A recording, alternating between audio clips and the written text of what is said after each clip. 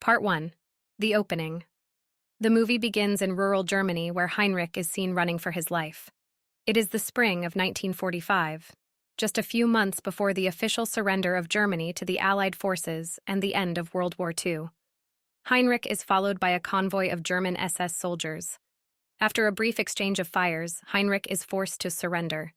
At the head of the convoy is Lieutenant Colonel von Starnfeldt. The colonel brands Heinrich a traitor and states that desertion is a treason against the Führer and the fatherland. He is sentenced to death by hanging. Heinrich, a highly decorated war veteran who has fought for Germany in numerous fronts, protests that he is tired of this senseless war. He never wanted it and will not continue it. Heinrich is hanged by a tree in a way to make him suffer more by the sadist sergeant. When the convoy leaves the area, a woman named Elsa comes to the scene and cuts the rope to rescue Heinrich. Elsa carries Heinrich to her farmhouse, which she shares with her brother Paul. Elsa treats Heinrich and allows him to rest in their home.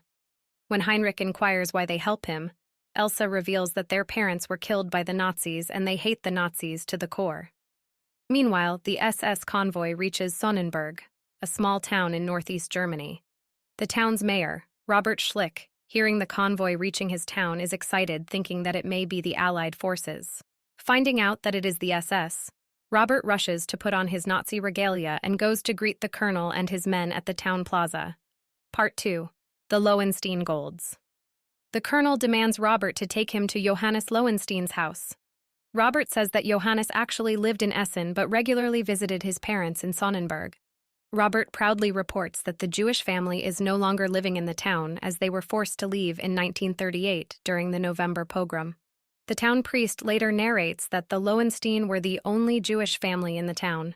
Their eldest son, Johannes, marries a rich woman and inherits a successful company. During the November pogrom, Robert leads a group-angry mob to forcefully evict the Lowensteins. While carrying their stuff to a vehicle, Johannes drops a crate full of gold bullions. Sonia quickly throws a blanket over it to hide the golds from the mob. In the ensuing chaos, Lowenstein Sr. is shot. Apparently, Johannes and his wife escape. While on their way to Palestine, they are caught by the Nazis. Johannes is rumored to have wanted to buy their way out of a concentration camp with those gold bullions. This is how the SS colonel must have heard the story and were in Sonnenberg to retrieve the golds. The colonel and his soldiers then visit Robert's Inn to dine.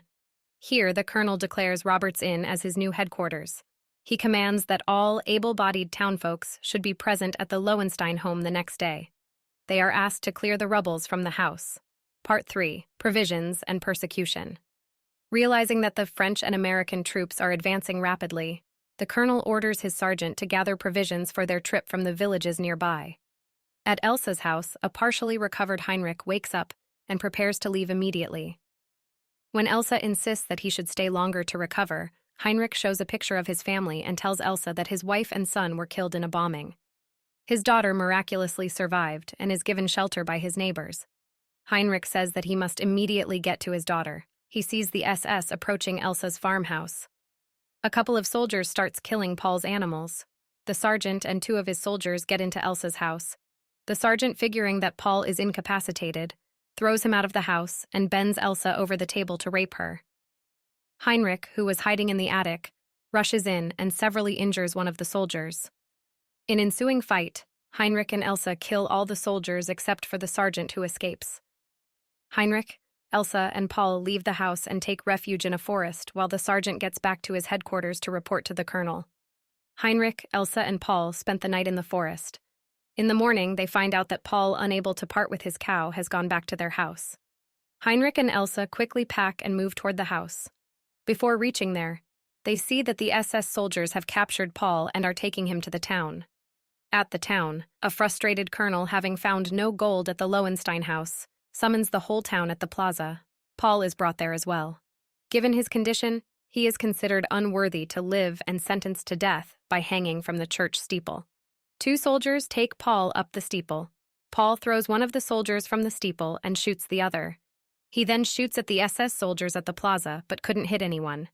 The colonel, not moving an inch, calmly takes his rifle and shoots Paul in the head just before Elsa and Heinrich could get there. The colonel then threatens to kill the mayor's family unless he gives the location of the golds. Heinrich carries a dead Paul and gets at the church's entrance where Elsa breaks down emotionally. She runs towards the colonel, shotting her handgun but misses to hit him. Elsa is taken captive by the SS. The sergeant sees Heinrich, and a fight breaks out. Heinrich kills a few SS soldiers and gets into hand-to-hand combat with the sergeant.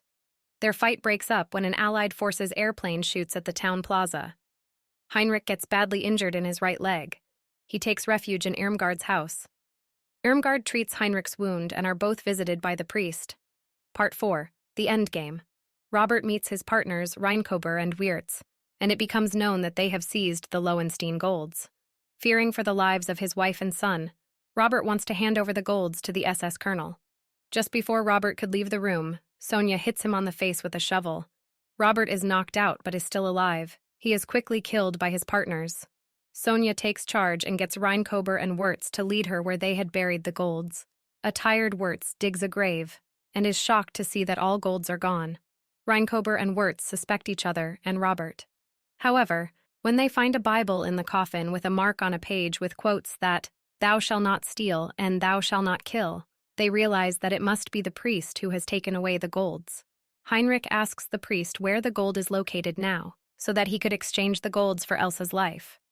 Elsa, now a captive of the colonel, is at the dining table with him. The colonel says that she reminds him of a girl that he loved. However, since the girl was a Jew, he couldn't marry her. To prevent her being taken to a concentration camp, the colonel says that he had to kill her. Taking off his mask that covers the left side of his face, the colonel takes out a ring from the empty socket of his eye. He kneels before Elsa and proposes her. While sleeping next to the colonel, Elsa is looking for ways to kill him. She notices that the colonel has a cyanide pill in his ring. She picks the pill and kisses the colonel, pushing the pill into his mouth. To make sure that the colonel swallows the pills, she punches him right under his chin. The colonel falls on the floor and dies quickly. Sonia, Reinkober, and Wirtz, looking for the priest, find him on a street. They knock him down and forces him to reveal the location of the golds. Heinrich comes to the inn and throws a gold bullion at the soldiers. He offers to exchange the golds for Elsa. They are all unaware that Elsa has killed the colonel and has escaped. The sergeant accepts Heinrich's offer, but upon finding that Elsa has escaped, he tricks Heinrich and attacks him. Heinrich is taken captive by SS soldiers and is treated for his injuries. In the final showdown, Sonia, Reinkober, and Wirtz get to the church before the SS soldiers. Reinkober and Wirtz are killed with the booby trap at the altar. Sonia is knocked down. The SS soldiers arrive at the church with Heinrich. The sergeant kills the priest and asks one of his soldiers to bring crates to carry the golds. Irmgard and Elsa are shown arriving at the church gate fully armed.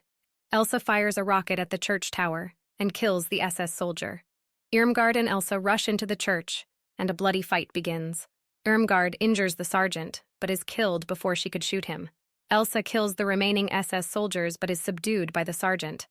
While the sergeant is chalking Elsa to death, a crawling Heinrich hits him with a gold bullion and kills him by forcing a gold bullion into his mouth. Elsa and an injured Heinrich leave the church without taking anything with them.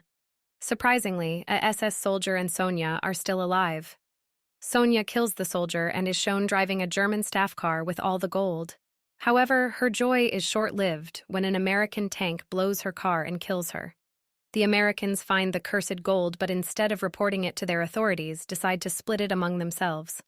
The final scene shows a recovered Heinrich and Elsa reaching a war-ravished Hagen. Heinrich finally finds his daughter, Lochen. Part 5. The verdict. Blood and Gold's narrative is simple and is based in the shadow of World War II.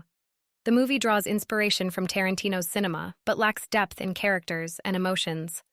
The CGI-augmented action scenes and the plots are pretty much a spaghetti western that happens in Germany. Nevertheless, the movie holds its audience till the last scene and doesn't disappoint them. It has received favorable reviews from its audience with 82% approval in Rotten Tomato. There you go with our recap and verdict. Tell us what you liked or disliked about this movie. Let us know what movie should we recap next in the comment section. Do not forget to subscribe and turn on notifications to be notified when we upload new videos and enjoy watching.